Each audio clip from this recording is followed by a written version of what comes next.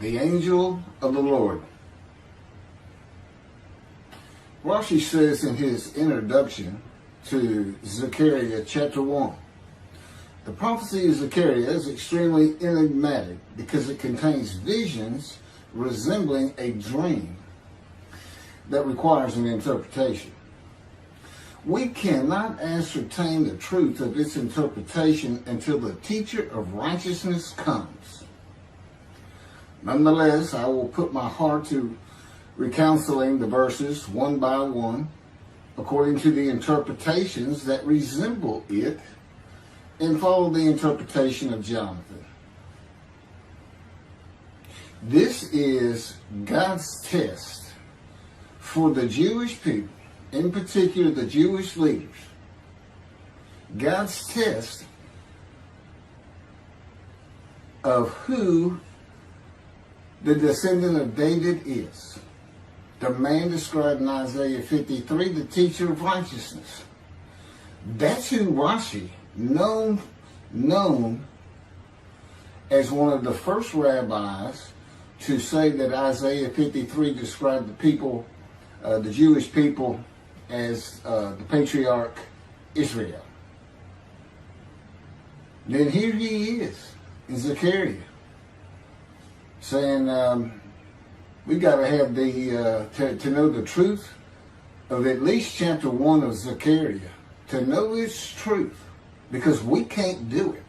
And no Jewish man, religious, academic, commentator, or otherwise, has ever had the answer to this.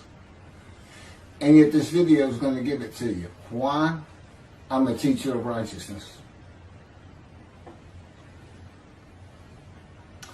This is Zechariah chapter 1, verses 7 through 12. That's the preamble that Rashi leads into before he starts his commentary. And this is in midrash form. That's where I take parts of a verse and interpret each in individual segments. Verse 7. On the 24th day of the 11th month of the second year of Vicarious, the month of Shabbat, this word of the Lord came to the prophet Zechariah, son of Berechiah, son of Edo. This word of the Lord. This verse continues with, in the night I had a vision, which is not a word of the Lord.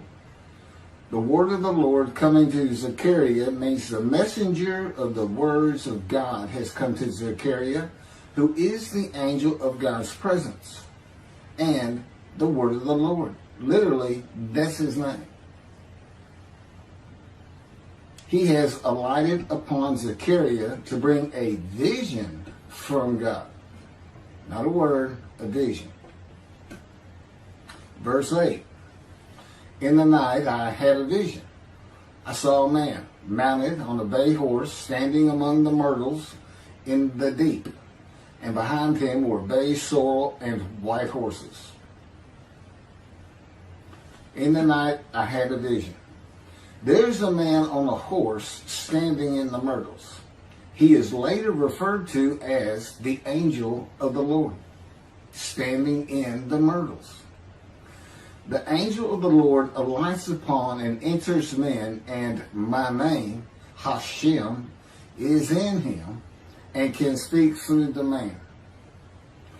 Zechariah has an angel with him who is his guide in the vision.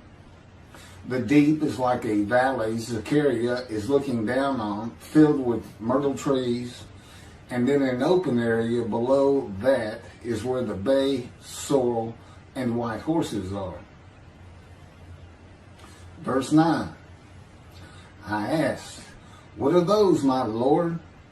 And the angel who talked with me answered, I will let you know what they are. What are those, my Lord? Zechariah is not talking to the angel. That's an angel. It's not my Lord. Who answered, but who never lets him know what they are. he is asking the man standing among the myrtles on a bay horse about the horses in the open area and calls him my Lord. Verse 10. Then the man who was standing among the myrtles spoke up and said, these were sent out by the Lord to roam the earth. Then the man who was standing among the myrtles spoke up and said, again, this is midrash form. Okay, so the man standing in the myrtles answers the question of Zechariah, not the angel who is with Zechariah. Verse 11, and in fact, they reported to the angel of the Lord, who was standing among the myrtles. We have roamed the earth and have found all the earth dwelling in tranquility. And it's just like a dream. We have horses talking. You know, there could have been birds. Anything that can go far and go a long ways out and then come back. In this case, for this story or for this dream that was given to Zechariah, it's horses. And in fact, they reported to the angel of the Lord. They who reported are the horses who have gone to and fro throughout the earth, and they spoke the report to the angel of the Lord, who was standing among the myrtles. The angel of the Lord, who was standing among the myrtles, has alighted upon and entered the man standing amongst the myrtles. The angel of the Lord is using this man as his visible presence. You cannot see the angel of the Lord. Just as he once used a burning bush for his visible presence, and God spoke through him to Moses. Not just as his visible presence, he also used the man to say, these were sent out by the Lord to roam the earth. In other words, it sounded like the answer was coming from this man. But it's coming from the angel of the Lord, and God is in that angel, his presence. Because that's the angel of his presence. You can find that in Isaiah chapter 63. I don't recall the verse. I never see anything on the angel of his presence. Wherever God's presence is, the presence that enters the temple, I never hear any mention of the angel that has to be with him. Why? It's the angel of his presence, who is the angel of the Lord. Yeah, I believe, and I'm not certain about this, but I've heard it at least one or two times, and that is Christianity believes the angel of the Lord is Jesus Christ. Thereupon the angel of the Lord exclaimed, O Lord of hosts, how long will you withhold pardon from Jerusalem and the towns of Judah, which you placed under a curse 70 years ago? Thereupon the angel of the Lord exclaimed. Okay, so the angel of the Lord exclaimed through the man. Zechariah heard the words come from the man standing in the myrtles. It is the only way Zechariah could have heard the words. The angel of the Lord can only speak to the man he has alighted upon. Ezekiel describes this as, a spirit entered into me and set me upon my feet, and I heard what was being spoken to me. O Lord of hosts, how long will you withhold pardon from Jerusalem and the towns of Judah, which you placed under a curse 70 years ago? The following verses are from the book of Isaiah regarding this curse. Isaiah chapter 43, verse 2. So I profaned the holy princes. I abandoned Jacob to proscription and Israel to mockery. That, of course, is God speaking. The profaning of the holy princesses is God's prophecy of the banishment of King Jeconiah and all his offspring from ever ruling over Judah and Jerusalem again. The line of the kings of Judah ended. The line described king by king in the first book of the New Testament of Christianity. the line of Jesus. The abandonment and mockery are God's prophecy that the northern kingdom and the southern kingdom of the Israelites would be defeated and deported from the promised land. Isaiah witnessed the deportation of the northern kingdom, but the deportations of the southern kingdom were many years after his death. This is chapter 43, verses 5 through 7. Fear not, for I am with you. I will bring your folk from the east, will gather you out of the west. I will say to the north, give back, and to the south, do not withhold. Bring my sons from afar, and my daughters from the end of the earth, all who are linked to my name, who I have created, formed, and made for my glory. Okay, this is God's prophecy that all the tribes of Israel would return from the Assyrian deportations of the tribes east of the river Jordan, that were Reuben, Gad, and the half tribe of Manasseh, and all the tribes of the northern kingdom deported by Assyria, defeated and deported, and the Babylonian deportations of the southern kingdom. It is a prophecy that is specific to the Assyrian Babylonian exiles. This prophecy was fulfilled according to the books of Ezra and Nehemiah and their account of all 13 tribes returning to the southern kingdom of the lands of Benjamin and Judah.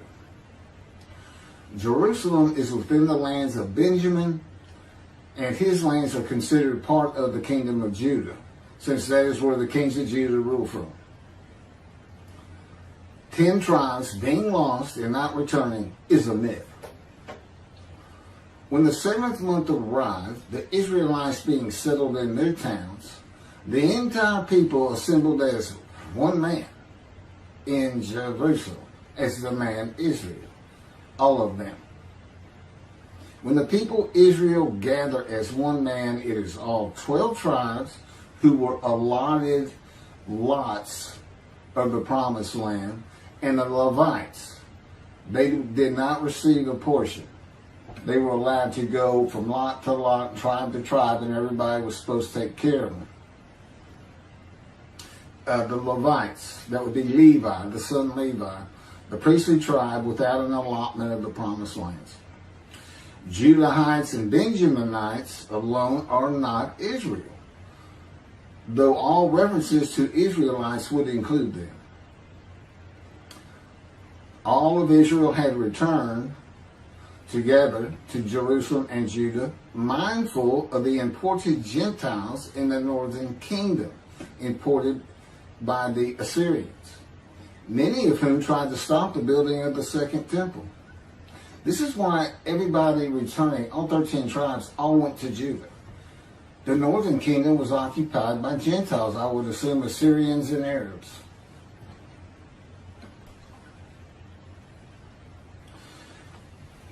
This is 1 Chronicles chapter 9, verses 2 and 3. The first to settle in their towns on their property were Israelites, priests, Levites, and temple servants, while some of the Judahites and some of the Benjamites and some of the Ephraimites and Manassesites settled in Jerusalem. That would be Ephraim and Manasseh. Manasseh was such a large tribe, it had to be broken in. It was broken in two. Half of it set up, their allotment was east of the river Jordan by about where Edom would be. And well, that was the tribe of Gad. Not Edom, Gilead, where the Tishbite, Elijah, the Gentile, was an inhabitant. Ramoth Gilead. Manassites, Ephraimites, and Judahites were the tribes with the largest allotment of the lands of Abraham, and Jerusalem is in the lands of the Benjamites. Those are who just got mentioned. The 3 largest lot owners. Okay, Benjamin, that's where Jerusalem is. He's important. And of course the priests, the Levites. So Ephraim and Manasseh were not lost tribes, as many believe from writings outside of the Bible. There never were lost tribes according to the Bible. Okay, so all 13 tribes returned and settled in new towns. The accounts of the deportations indicate there was not much left of the old towns. There is no account of how the new towns were settled, though it is unlikely it was based on prior ownership. The exile lasted too long for the deported owners to still be alive, and the tribes of the northern kingdom had to build new towns to live in. It also says the Levites settled in on their lands. So everybody had to pick and choose, and I'm sure the strong and wealthy got the best places, and again, many just settled in Jerusalem. Okay, this is Isaiah chapter 43, verse 14. Thus said the Lord, your Redeemer, the Holy One of Israel, for your sake I send to Babylon. I will bring down all her bars, and the Chaldeans shall raise their voice in lamentation. This is God's prophecy that Assyria would be conquered by the Babylonians, who were defeated by the Chaldeans. But they actually go back and forth and actually became somewhat intermingled, Chaldeans and Babylonians. And that he would raise up the Gentile anointed king Cyrus of Persia to conquer them, to clear the way for all the tribes to return. That's how he cleared the way to the desert or made rivers for them. Basically, he got Cyrus to release them. Chapter 43, verse 25. And I never hear anything about this. It is I who, for my own sake, wipe your transgressions away and remember your sins no more. Okay, this is God doing, and he says it's something new. I'm going to do something new for the Israelites. This story repeats with the new covenant that includes sin forgiveness of the Jewish people that arise with Elijah and the angel of the covenant after the exiles of the Roman dispersal return to the land of Israel in a time to come. That's from Jeremiah chapter 31. The Jewish people have returned from the Roman dispersal of them throughout the world, the diaspora, which means outside of the promised land, outside of Israel, to a land that lay desolate for more than 2,000 years until after the Holocaust, and they created the state of Israel in 1948. 70 years later, and that's funny too, because they talk about a curse of 70 years.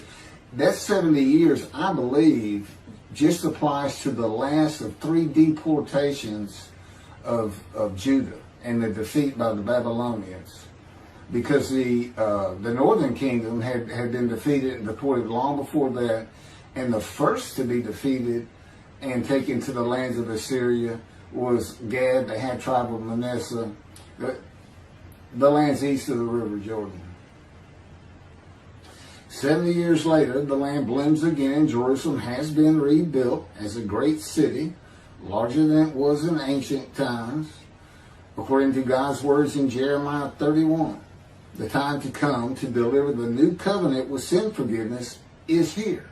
That's very important for the interpretation of at least chapter 1 of Zechariah.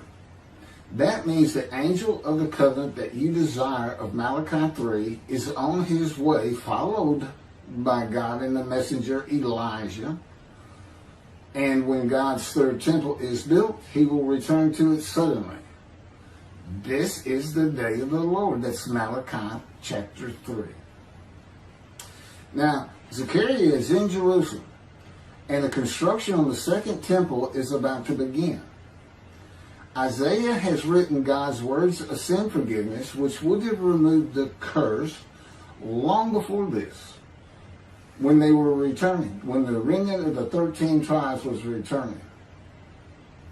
And the angel of the Lord proclaims, O Lord of hosts, How long will you withhold pardon from Jerusalem and the towns of Judah, which you placed under a curse 70 years ago?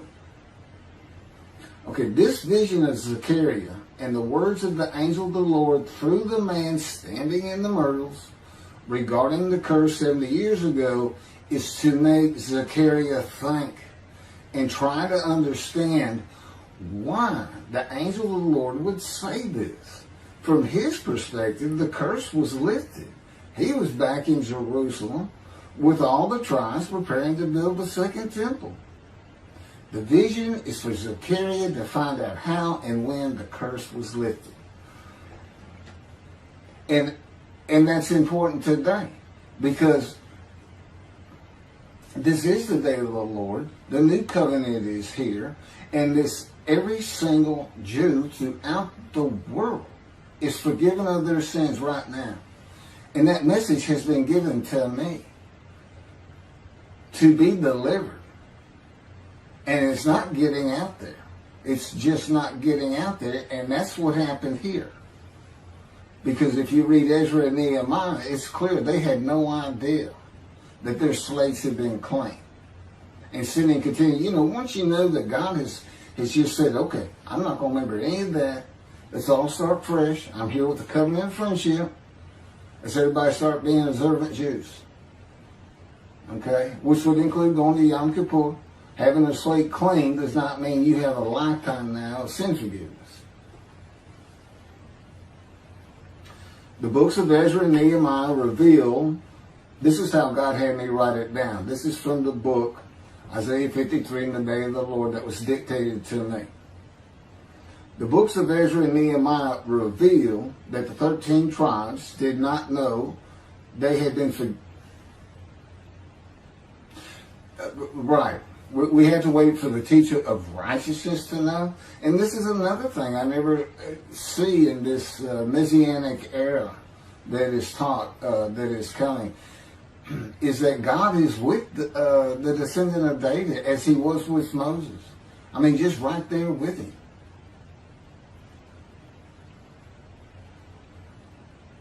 The books of Ezra and Nehemiah reveal that the 13 tribes did not know they had been forgiven of their sins to be a holy seed in the building of the second temple. If people know they have been forgiven and have a clean slate from past transgressions against God and his laws, they are more likely to stop their sinful ways and abide by his laws in the future. The scroll of Isaiah needs to be found and interpreted by Zechariah and the religious leaders so they will know of God's forgiveness of their sins. God will be returning before the temple is built. That will be the third temple, to test the devotion of his righteous servant and make him suitable for his purpose, which might prosper. That includes the building of the third temple. This would begin when his spirit alights upon the anointed one, Mashiach. His presence with his righteous servant will be necessary for the temple to be rebuilt. Islam will not freely hand over their third most holy site to Israel and abandon the Dome of the Rock Mosque, a mosque that sits on the Temple Mount purchased by King David for God, the most holy site of the Jewish people. With God is the angel of his presence who is already on the way. You want me to skip that? Okay, this has been covered in other videos more than once.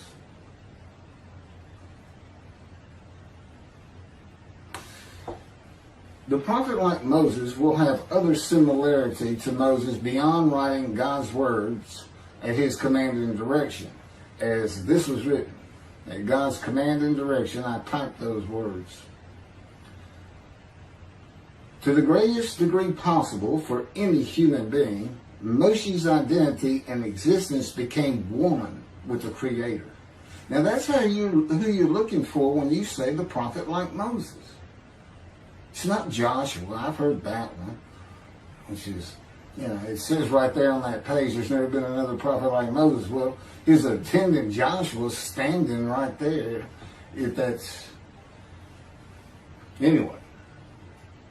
Moshe's identity and existence became one with the Creator. I don't think you can say that of Joshua. I don't think you can say that of any man until the Spirit of God alights upon him in chapter 11 of Isaiah. He surrendered himself to God to the extent that our sages say the Shekinah, divine presence, which is the angel of his presence, who is the Holy Spirit. He's an angel, and his body is not human form with wings. His body is the Spirit of God. Wherever God is, his Spirit is. Wherever his presence is, the angel of his presence is. They're always together. So when they alight upon a man and say, okay, we have tasks for you, that man immediately becomes a man in divine beings. And that's the Shekinah. That's the Spirit of God and the presence of God entering into the temple, which would include the angel of his presence. The Shekinah spoke through Moshe's throat. As I have mentioned, God can speak through me. You're only going to know it, just like with the man standing in the myrtles, by the words that are spoken. Okay? Because it's my voice. But it's not me. You know, I can tell the difference. You can't, other than those would be how God would state it. And you can, if you watch closely, you can see it happen in all these videos. I mean, for the most part. Where God just, you know, he just throws out a sentence or two. And I just keep going, you know. I let him get done, and I just pick up from there. We've been working on this for over 13 years. That's from the Zohar, Volume 3, page 232A. And then it says, i.e., he was God's veritable mouthpiece on this earth. That's from the Sefer Hashikos 5749, Volume 1, page 290, and a footnote. The prophet, like Moses, will also have the answer to these questions. Quote, the great Jewish philosophers try to understand the question of how Moses heard God literally, some insisting that God spoke actual words and Moses heard them with his ears, while others suggest that God's speech was communicated silently to Moses' intellect and only uttered in sound by Moses himself. Maimonides, Rambam, even as he affirmed the communication between God and Moses as a fundamental Jewish belief, ultimately conceded the mysteriousness of that process. The entire Torah reached Moses from God in a manner which is figuratively described as speech, but no one has ever known how that took place except Moses himself, whom that speech reached. That's commentary on the Mishnah, Sanhedrin, chapter 1. Well, I have the answers, and I've been telling you the answers. God is in his Spirit. Spirit enters into you, because we find it in Ezekiel. There's where God tells you. God was telling Ezekiel, Ezekiel, get up on your feet. Ezekiel says, at that very moment, a spirit entered into me, and I could hear the words of God. There it is. When he enters him. Now, he's not hearing that through his ears. There's the first question answered. It's not to your ears. And there is a silent knowing. That's what we call it, what God has taught me. Now, generally, I just hear words as though they came in through my ears and they're in my mind, as though my eyes and my ears have perceived. But he can put just knowledge into my mind without uttering a word. And it's kind of can be pointed out easiest with when he comes to a man, and like he came to Samuel, and Samuel just says, here I am. It's as though before he speaks to you, and this is what happened with me, he put in a knowledge in my mind that the God of creation was about to speak to me. And so when he did speak, it was as though he had always been there speaking to me. Not unlike how Adam would have felt.